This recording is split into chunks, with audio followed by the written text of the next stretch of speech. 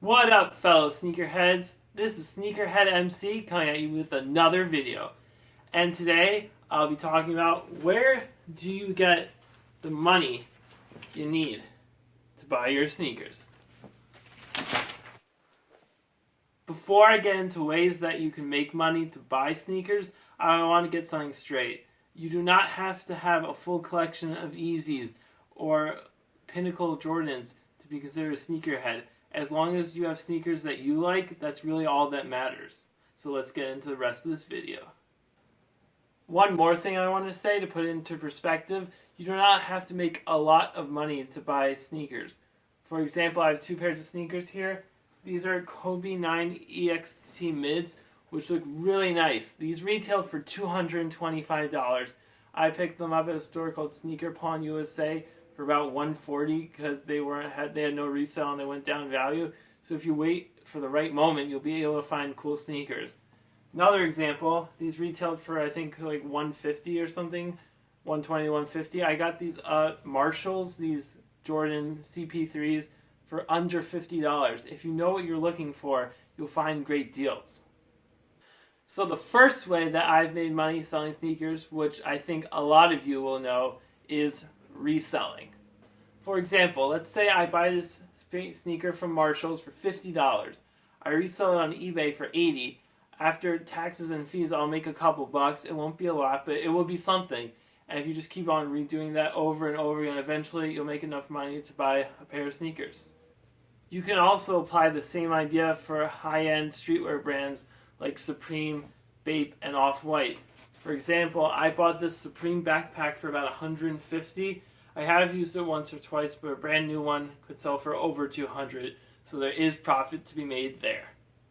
The next way I've earned money for buying sneakers is probably my favorite. It's reselling stuff you buy at garage sales, and that could be really anything. I've bought jerseys, I've bought video games, I've bought action figures, and a lot of them do have great resale, and some, if you're lucky, can be worth a lot.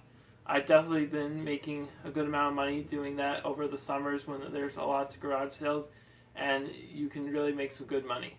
Then there's always the classic birthday or holiday money. And I know not everyone is fortunate enough to get a lot of money for their birthday or holidays, but I'm sure from a friend or a family member, you might get just a little. And it might just start off as little, but if you keep on saving that year after year, you'll definitely be able to get a sneaker that you want in the future. Just remember, keep saving. I know not all parents do this, but you can sometimes get an allowance, or if you got really good grades, maybe your parents will give you a few dollars for every A you get. And also, if they're not giving you an allowance, try to do something to try to get an allowance. Like, let's say it's walking your dog every day, or shoveling snow, or raking leaves. Especially in the winter, if you're in a cold enough climate, you can just go door to door shoveling driveways and start with your own, and maybe your parents will pay you for that. Once you're old enough, you can get a part-time job either on the weekends or during the summer, either being babysitting or a camp counselor or park maintenance, anything like that. I've personally done park maintenance at my local park the past couple of summers, and you're able to get enough cash that you can buy your pair of kicks that you like.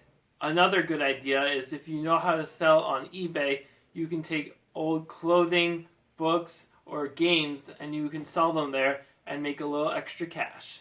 Even though you might not be old enough to have a full job at like a fast food restaurant or as an assistant, you can still find ways to earn money with your own business, such as a dog walking, babysitting, or some sort of maintenance or shoveling snow. There are ways to do it, and you don't have to be over 16. Before I end this video, I just would like to put my 2 cents into this and saying, just because everyone else is trying to get Yeezys and all these other hype sneakers that cost thousands of dollars, you don't have to have those sneakers to be considered a sneakerhead.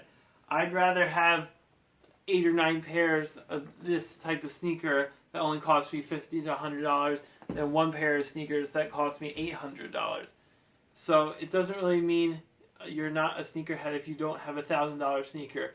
And also, becoming a sneakerhead and collecting all these sneakers doesn't come overnight. I have about 25 pairs of sneakers. I did not get those all yesterday. I've been getting these sneakers over the past 5 or 6 years. So if you just keep working hard at it and you save your money, you will be able to get sneakers. Until next time, Sneakerhead MC is out.